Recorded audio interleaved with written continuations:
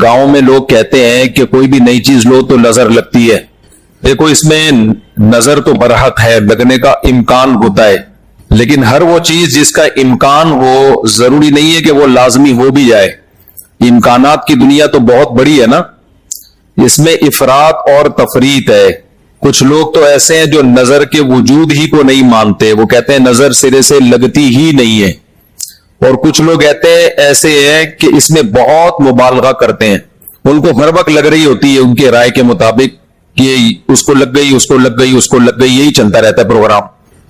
تو نہ اس میں وہمی بننے کی ضرورت ہے اور نہ نظر کا انکار کرنا جائز ہے ہمارے لیے. جو لوگ نظر کا انکار کرتے ہیں نا, وہ ہیں سیکولر لوگ, لبرل لوگ, جو شریعت کو نہیں مانتے. وہ کہتے ہیں اس کی کیا دلیل ہے؟ بھائی ہمارے پاس دلائل مشاہدہ بھی دلیل ہوتی ہے, لیکن وحی خود دلیل ہے ہماری نظر میں. وحی جب نبی صلی اللہ علیہ وسلم نے بتا دیا کہ العین حق, نظر برحق ہے, تو ہمارے لیے یہ بھی ایک دلیل ہے. اب کوئی رسول کو مانتا ہی نہ ہو, اللہ کو مانتا ہی نہ ہو, تو وہ نہ مانے, وہ اس کا ہیڈیک ہے. ہم کوئی سائنسدانوں کو مجبور تھوڑی کرنے ہیں کہ آپ نظر کو مانو. سائنسدان جنت مانتے ہیں کہ جنت ہے؟ جواب دینا. سائنسدان مانتے ہیں موت کے بعد دوبارہ زندگی ہے؟ یہ سائنس کا ٹاپک ہی نہیں ہے بھائی, اور سائنس یہاں تک پہنچی نہیں ہے. تو نظر تو برحق ہے, کوئی بھی اچھی چیز ہو, کوئی بھی بہت ہو, تو اس پہ چانس ہوتا ہے کہ نظر لگ جائے. نبی صلی اللہ علیہ وسلم نے فرمایا اگر کوئی چیز تقدیر پر غالب آ سکتی تو وہ نظر ہوتی, اور نظر اونٹ کو ہانڈی تک پہنچا دیتی ہے. اچھا والا اونٹ ہوتا ہے, نظر لگی گیا. آپ نے دیکھا ہوگا بڑے بڑے اونچے کٹے بیل لوگ لے کر آتے ہیں بقرعید کے دنوں میں, بعض دفعہ نظر لگتی ہے آرام سے گر جاتے ہیں, بعض دفعہ ویسے ہی گر جاتے ہیں غربت مہنگائی سے متاثر ہو کے, لیکن بعض دفعہ نظر بھی لگتی ہے. تو ہمارے پاس جو نظر کے برحق ہونے کی دلیل ہے وہ رسول اللہ صلی اللہ علیہ وسلم کا قول. اسی وجہ سے یعقوب علیہ السلام نے جب اپنے بیٹوں کو مصر بھیجا تو خوب لمبے خوبصورت بیٹے تھے, تعداد میں بھی زیادہ تھے. ان سے کیا فرمایا؟ لا تدخلوا من باب واحد وادخلوا من ابواب متفرقہ. اے میرے بیٹو, ایک دروازے سے داخل نہ ہونا, متفرق دروازوں سے داخل ہونا. کیونکہ ایک ہی گیٹ سے جب جائیں گے نا, ایک باپ کے 11 بیٹے اتنے خوبصورت اور لمبے لمبے اور خوبصورت جوان, تو لوگ بولیں گے یار کیسا خوش قسمت باپ ہے جس کے 11 بیٹے ہیں. سمجھتے ہو کہ نہیں سمجھتے؟ آج کل تو فیملی پلاننگ میں نظر کا چانس ہی ختم کر دیا. 2 بچے ہوتے ہیں وہ بھی اچھے نہیں ہوتے. تو یہاں قرآن سے بھی ہمیں, حدیثوں سے بھی پتہ چلتا ہے کہ امکان ہے. لیکن ایک بات یاد رکھو, دنیا میں یہ بہت امپورٹنٹ بات ہے, کاش اس کو سمجھ جاؤ. یہ تجربوں کا نچوڑ ہے جو میں آپ کے سامنے پیش کر رہا ہوں. امکانات کی بیس پہ یقینی دعوے کرنا یہ تمام گمراہیوں کی بنیاد ہے. جادو کا بھی امکان ہوتا ہے, کسی پہ جادو ہو جائے, ہزاروں میں کسی ایک پہ, لیکن روحانی عامل کے پاس جب آپ جاؤ گے کہے گا آپ پہ بھی جادو, آپ پہ بھی جادو, آپ پہ بھی جادو, آپ پہ بھی جادو. جب آپ کرو گے نا کہ بھائی مجھ پہ جادو کیسے ہے, کہے گا کیا جادو برحق نہیں ہے؟ سمجھ میں آ رہی ہے بات؟ ڈاکٹر یہ بدماشی کبھی نہیں کرتا. آپ ڈاکٹر کے پاس جاؤ, آپ کے گردے میں پین ہو رہا ہے, وہ چیک کرے گا کہ گیس کا پین ہے یا پتھری کا پین ہے, کیونکہ ڈاکٹر اس کا علم ہے باقاعدہ. وہ کبھی یہ نہیں کہے گا کہ پتھری ہے بس تکا مار دیا. بھائی ڈاکٹر صاحب پتھری کا پین کیوں ہے؟ تو وہ جواب میں کہے کیا گردوں میں پتھری ہوتی نہیں ہے کیا؟ آپ بولو گے ہوتی تو ہے, میرے ہے یا نہیں ہے مجھے تو یہ تو بتاؤ.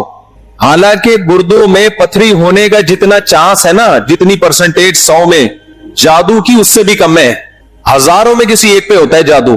لیکن عاملوں کے پاس جب آپ جاؤ, یہاں الحمدللہ کچھ عامل ہیں جو میرے خلاف ایک فل پروپیگنڈا شروع کیا ہوا. اتنی خوشی ہوتی ہے مجھے, میں آپ کو بتا نہیں سکتا. جب عامل میرے خلاف بولتے ہیں اتنی خوشی ہوتی ہے, اور میں کہتا ہوں کمبختو تمہارے پاس جادو, چڑیل, جن, بھوت, تم میرے خلاف بولتے کیوں؟ نقصان پہنچا دو یار.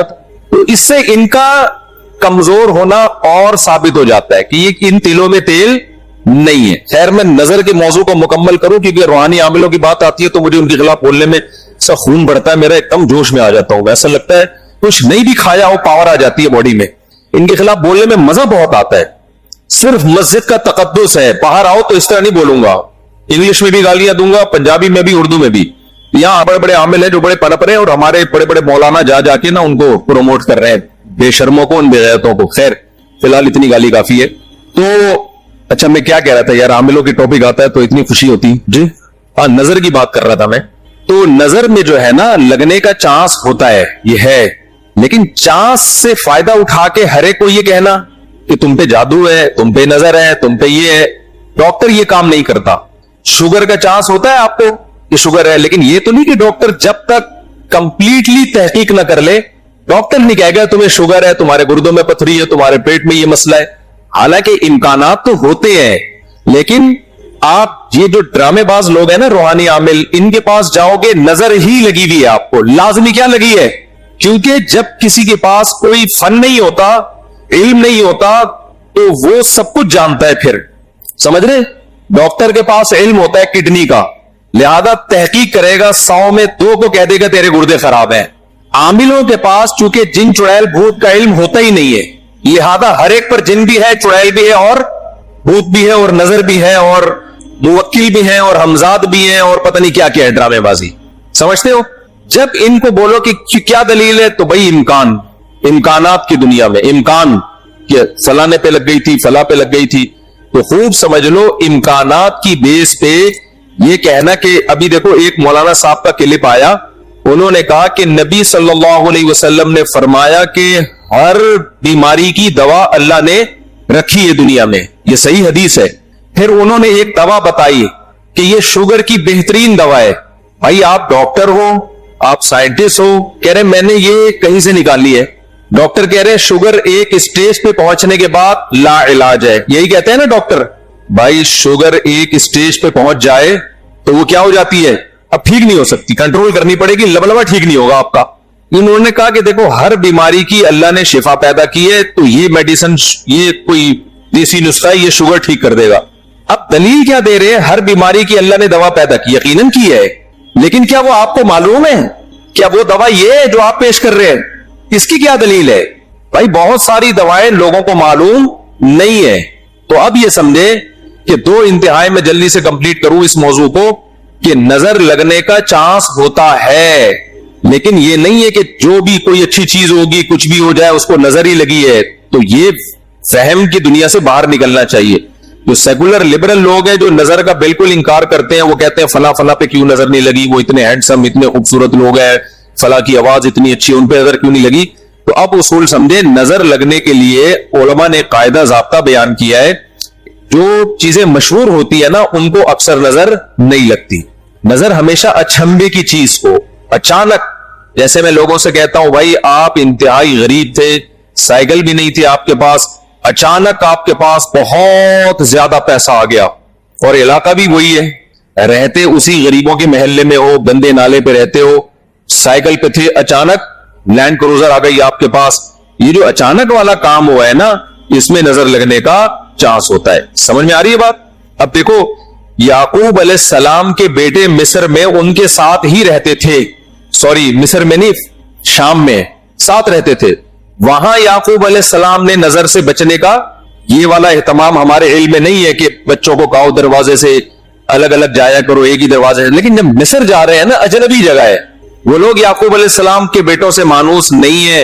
वहां याकूब अलैहिस्सलाम ने कहा एक नई जगह पे जा रहे हो, अचानक इतने बेटे जब लोग देखेंगे ना खूबसूरत, वहां चांस है।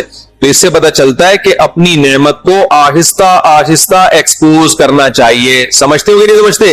आहिस्ता आहिस्ता क्या करना चाहिए? पहले पहली हो, फिर दूसरी, अस्तगफिरुल्लाह, यानी आहिस्ता आहिस्ता। एक कंवारा आदमी जिसको कोई रिश्ता नहीं रहता, अचानक 4 बीवियां लेके घूम रहा है, तो चांस होता है उसके नजर लगने का। इसलिए एकदम से नहीं, थोड़ा थोड़ा आहिस्ता आहिस्ता। पहले एक पहली होगी, दूसरी में कुछ पिटोगे, थोड़ी बेइज्जती होगी, थोड़ी इज्जत होगी, कुछ लड्डू, कुछ गालियां मिलजुल के, फिर तीसरी। तो इस तरह करके चलाना, ठीक है? तो अचानक कोई नेमत आती है तो उस पर नजर लगने का चांस होता है। दूसरी बात यह है कि नजर से बचने के लिए जो नबी सल्लल्लाहु अलैहि वसल्लम ने दुआएं बताई हैं, उन दुआओं का एहतमाम करना चाहिए। आऊज़ु बिकलिमातिल्लाहि ताम्मा मिन कुल्ली शैतानि व हाम्मा व मिन कुल्ली ऐनिल लाम्मा, ये दुआ पढ़नी चाहिए। और अपनी नेमत का इजहार उन लोगों के सामने करना चाहिए जो आपसे मोहब्बत करते हैं, वो खुश होंगे। بعض دفعہ انسان دوسرے سے محبت کے دعوے کرتا ہے لیکن جیلس ہو جاتا ہے. وہ جب آپ اس کو بتاتے ہیں نا میرے پاس اتنا پیسہ, میری ارننگ اتنی ہو گئی, تو وہ اندر اندر سے جل رہا ہوتا ہے. تو حاسد کی نظر لگنے کا چانس زیادہ ہوتا ہے. سمجھتے ہو؟ تو اپنی نعمت ہر ایک کے سامنے نہیں بیان کرنی چاہیے. بعض دفعہ اپنی نظر بھی لگتی ہے انسان کو, تو خود پسندی میں عجب میں مبتلا نہیں ہونا چاہیے. جب بھی کوئی نعمت ہو آدمی کیا کہے, اللہ کی دین ہے بھائی, میرا کمال نہیں ہے. کس کی دین ہے؟ یہ اللہ کی دین ہے. تو ان چیزوں کے اہتمام سے نظر کا چانس کم ہو جاتا ہے. باقی عاملوں کے پاس نہ نظر کا کوئی علاج ہے سوائے مسمرزم کے. دماغ کو کنٹرول کر کے کچھ الٹی سیدھی چیزیں آپ کی کھوپڑی میں ڈال دیتے ہیں, تو اس سے آپ سمجھتے ہو کہ میں ٹھیک ہو رہا ہوں. ٹھیک نہیں ہوتے, آپ مینٹلی تھوڑا سا کیا ہو جاتے ہو, مطمئن ہو جاتے ہو. اور ان کا اپنا دماغ بھی خراب ہوتا ہے, آپ کا بھی دماغ خراب کرتے ہیں. سمجھتے ہو؟ اچھا, میں جب عاملوں کے خلاف بولتا ہوں لوگ کہتے ہیں یہ 2 نمبر عاملوں کے خلاف ہے. بالکل غلط بات. میں 1 نمبر عاملوں کے خلاف, یہ ذہن میں رکھ. 2 نمبر کو تو میں لفٹ ہی نہیں کراتا. میں ان عاملوں کے خلاف ہوں جن کو علماء بزرگان دین سمجھتے ہیں کہ بہت بڑی پہنچی ہوئی چیز ہے یہ. میں ان کو 2 نمبر سمجھتا ہوں. یہ کخ بھی نہیں کر سکتے. سمجھتے ہو؟ یہ کچھ بھی نہیں کر سکتے, چاہے امریکہ میں ہو, چاہے جاپان میں ہو, چاہے پاکستان میں ہو, چاہے کراچی میں ہو, چاہے پنجاب میں ہو, سب ایک جیسے ہیں. اس لیے اپنے آپ کو بچاؤ ان فضول لوگوں سے. اچھا بھائی, حضرت محمد صلی اللہ علیہ وسلم پر جادو کے اثرات سے متعلق اہل سنت کا کیا عقیدہ ہے؟ نبی پر جادو ہوا تھا, بخاری مسلم سے ثابت ہے, لیکن ہوا کیوں تھا؟ آپ کہیں گے نا ایک طرف تو آپ کہہ رہے جادو اتنی آسان نہیں ہے, ہزاروں میں کسی ایک پہ, تو پیغمبر پہ ہو گیا. دیکھو کچھ چیزیں نبی صلی اللہ علیہ وسلم کے ساتھ ایسی ہوئی ہیں جن میں کوئی حکمت تھی. یہودی آپ کو جادوگر کہتے تھے, جادوگر جادوگر. اللہ نے تھوڑا سا اثر ہونے دیا تاکہ یہودیوں کو الزام لگانے کا موقع نہ ملے. جادوگروں پہ جادو کا اثر نہیں ہوتا, تو تھوڑا سا اثر اللہ نے ہونے دے دیا. اتنا اثر کہ آپ کبھی کبھار بھولنے لگے کچھ چیزیں, کچھ کام کیا ہوتا آپ کو یاد نہ ہوتا. اس سے زیادہ اثر نہیں ہوا آپ کے اوپر. اور یہ اثر اس لیے اللہ نے ڈالا تاکہ لوگوں کو یقین آ جائے آپ بشریت میں کامل ہیں اور آپ جادوگر نہیں ہیں. اصل مقصد یہ الزام کی نفی تھی. اگر یہ اتنا آسان ہوتا تو ابو بکر پہ کیوں نہیں ہو گیا میرے بھائی, حضرت عمر پہ کیوں نہیں ہو گیا, حضرت عثمان پہ کیوں نہیں ہو گیا, سیدنا علی پہ کیوں نہیں ہو گیا؟ یہ تو ایک تماشا بنا لیتے لوگ. فرعون کے موسیٰ علیہ السلام کے مقابلے میں جادوگر آئے ہیں. آپ لوگ کو آواز صحیح آ رہی ہے؟ گونج تو نہیں رہی ہے آواز؟ مجھے تو گونج رہی ہے آواز. بھائی موسیٰ علیہ السلام کے مقابلے میں جادوگر آئے. قرآن کہتا ہے یخیل الیہ من سحرہم انہا تسعی. جادوگروں نے دماغ کو ایسا کیپچر کیا ہے کہ دیکھنے میں ایسا لگا کہ یہ لاٹھیاں نہیں بلکہ سانپ ہے. حقیقت میں وہ لاٹھیاں سانپ نہیں بنی تھی, دماغ میں کچھ انہوں نے ایسا کیا ہے نا کہ یخیل, خیال پیدا ہوا کہ یہ لاٹھیاں نہیں بلکہ کیا ہے, سانپ. دیکھو انبیاء کے دماغ کو ایسے کیپچر نہیں کیا جا سکتا, لیکن اللہ نے یہاں ہونے دیا. موسیٰ علیہ السلام کو بھی ایسا لگا کہ یہ لاٹھیاں نہیں بلکہ کیا ہے, سانپ ہے. اس میں حکمت تھی نا تاکہ مقابلہ تو ہو. اب سوال پیدا ہوتا ہے جب موسیٰ علیہ السلام مقابلہ جیت گئے, فرعون نے دھمکی دی جادوگروں کو کہ تمہارے ہاتھ پاؤں کاٹ کے میں قتل کر دوں گا, تو جادوگر وہی رسیاں دوبارہ فرعون کی طرف پھینک دیتے کہ تو قتل کر کے دکھا ہمیں. کیا خیال ہے بھائی؟ یا فرعون پہ جادو کر دیتے. ہوا جادو فرعون پہ؟ بولتے کیوں نہیں؟ مجھے تو لگ رہا ہے آپ لوگ پہ ہو گیا. نہیں ہوا نا فرعون پہ جادو. بھائی جادوگر ہزاروں جادوگر تھے, سینکڑوں تو تھے ہی. انہوں نے سوچا کہ یار تو ہمیں دھمکی دے رہا ہے, انتر منتر کلی کلنتر ہو جا منتر چھو, یوں کرتے فرعون ٹیڑھا ہو جاتا. فرعون کی ساس کو کچھ چیزیں سکھا دیتے. کیا خیال ہے؟ جٹھانی فرعون کی زوجہ جو تھی حضرت آسیہ رضی اللہ عنہا, ان کو کہہ دیتے کہ تم اپنی ساس سے کچھ کروا دو یا جٹھانی سے, وغیرہ وغیرہ جو بھی ہے. تو ایسا نہیں ہوتا بھائی. فرعون نے دھمکی دی اور ہاتھ پاؤں کاٹ کے ان سب کو شہید کر دیا. کچھ بھی نہیں ہو سکتا. ایسا نہیں ہوتا. جادوگروں کو ایک ماحول چاہیے, اسی میں وہ سب کچھ کرتے ہیں. تو یہ ہم سے زیادہ کمزور ہوتے ہیں, ان سے ڈرنے کی بالکل ضرورت نہیں ہے. دنیا میں سب سے کم اگر ڈرو نا تو عاملوں سے اور جادوگروں سے سب سے کم ڈرا کرو. جیسے کہ پولیس والے ان سے بالکل بھی نہیں ڈرتے. اکثر آپ نے دیکھا ہوگا ریڈ پڑتی ہے نا پولیس والوں کی عاملوں کے پاس, تو پولیس والے جاتے ہیں, پولیس میں جو گٹکا کھانے والا ہے نا وہ اٹھا کے لے آتا ہے عامل کو, تھانے میں بند کر دیتا ہے. عامل اس کا کچھ بھی نہیں بگاڑ سکتا. سوچو جو عامل ایک گٹکا کھانے والے پولیس والے کے سامنے کچھ نہیں کر سکتا, وہ اس عامل کی پوری ٹیم کو اٹھا کے لاک اپ کر دیتے ہیں یہ لوگ. وہ سنگدل محبوب تمہارے قدموں میں کہاں سے لا سکتا ہے؟ وہ سنگدل محبوب تمہارے قدموں میں کہاں سے لا سکتا؟ یہ دنیا کے سب سے کمزور, سب سے ضعیف قوم روحانی عامل ہوتے ہیں, لیکن دماغ کا کھیل ہے سارا. تو لوگ ان سے ڈر رہے ہوتے ہیں. نہیں ڈرو تو آپ طاقتور سمجھتے ہو. آج مجھے ایسا لگ رہا ہے گلوکوز کی 3 بوتلیں چڑھا لی میں نے. اور عامل کے خلاف بولتا ہوں اتنی, کیونکہ عامل میرے خلاف بہت سرگرم ہو گئے آج کل. ابھی علماء کے ایک وفد گیا کسی عامل کے پاس, وہ وفد پہلے میرے پاس آیا, گپ شپ ہوئی, بیٹھے, میں نے ان کو رات کو کھانے کی دعوت دی. انہوں نے کسی سے ملنے جا رہے تھے, مجھے نہیں پتا کسی عامل کے پاس گئے. اس عامل نے میرے خلاف اتنا بولا کہ انہوں نے میری دعوت ہی کینسل کر دی کہ یار یہ مفتی صاحب تو 2 نمبر ہے معاذ اللہ. انہوں نے اپنی طرف سے اس عامل کی باتوں میں آ کے, تو جب انہوں نے کسی نے مجھے بتایا, میں نے کہا اچھا ہے اللہ نے تمہاری قسمت میں یہ عامل رکھے ہوئے ہیں, تم جیسے فضول لوگوں سے اللہ نے مجھے نجات دے دی تاکہ میرا کھانا تمیز والے عقل مند لوگ کھائیں. جو عاملوں سے متاثر ہو تو اس بیچارے کا مینٹل لیول کیا ہوگا آپ سوچو. میں نے کہا ہمیں ایسے مولویوں کی بالکل بھی ضرورت نہیں ہے جن کا مینٹل لیول یہ ہے کہ چڑیل بھوت بگانے والوں سے متاثر ہو کے آتے ہیں. یہ تو مینٹل لیول ہے آپ کا, دلائل سے کے بجائے ان لوگوں سے متاثر ہوتے. اچھا بھائی مفتی صاحب ہم 6 بھائی ہیں, ہمارا ایک پلاٹ ہے 5 مرلے کا, وہ ہماری والدہ کے نام ہے جو کہ انتقال کر چکی ہیں. اس پلاٹ میں بہن بھائیوں کے درمیان حصہ کیا ہوگا؟ والدہ کا پلاٹ تھا تو 6 بہن بھائی ہیں. ابے بہنیں کتنی؟ اچھا 6 بہن بھائی ہیں, تو مجھے کیا پتا بھائی کتنے بہنیں کتنی ہیں. بھائی کا حصہ دگنا ہوتا ہے نا بہن کی نسبت. تو پہلے یہ بتاؤ گے تو کتنے بھائی کتنی بہنیں تو میں بتا سکتا ہوں. دوسرا والدہ کا انتقال ہو گیا, تو اگر والد کا پہلے انتقال ہوا تھا تو والد کا حصہ نہیں ہے اس میں, اور پھر والدہ کے والدین حیات ہیں یا نہیں ہے, یہ ساری ڈیٹیل پتہ چلے گی تو بتا سکتا ہوں. تو استاد جی اگر بندے کو پتا ہو کہ میں اپنے بچے کو چھوٹے بچے کو کسی خاتون کا دودھ پلا رہا ہوں, تو کیا صورت میں مارکیٹ سے خرید کے پلانا جائز ہے؟ بھائی اس کو پروموٹ ہی نہیں کرنا چاہیے مارکیٹ سے دودھ خریدنے کو. اس میں کس قدر شک پیدا ہو جائے گا, ہمیں کیا پتا کہ ڈبے میں کس کا دودھ ہے. یہ بہت بڑے مسائل ہیں, اس چیز کو پروموٹ نہ کریں. یہ انسان ہے, کوئی گائے ایسے نہیں ہے کہ ان کا دودھ اس طرح سے ڈبوں میں بکنا شروع ہو جائے. اور کچھ چیزیں ہمارے ہاں پہلے سے فرض کر لی جاتی ہیں. اب یہ فرض کر لیا گیا کہ بچے اتنے پیدا ہو رہے ہیں, خوراک کے ذخیرے ختم ہو رہے ہیں, اس لیے پیکنگ کا دودھ ہمیں چاہیے. ماؤں کی پیکنگ کا دودھ, ماؤں کے یہ دودھ کی پیکنگ, سوری ایسا نہیں ماں پیک کر کے اس کا دودھ, ماں کے دودھ کی پیکنگ. تو کچھ چیزیں فرض کر لی گئی ہیں, تو وہ خامخواہ میں فرض کر لی گئی ہیں. تو غیر مسلم کا تو کوئی اخلاقی اصول اور آداب ہے ہی نہیں, وہ تو جب چاہے گا جو چاہے کر لے گا. اس کی میں آپ کو ایک آسان مثال دوں. کراچی میں سمندر میں اتنی فش پیدا ہوتی ہے کہ ہم جب بھی فشری گئے ہیں یہ مچھلی کھانے کا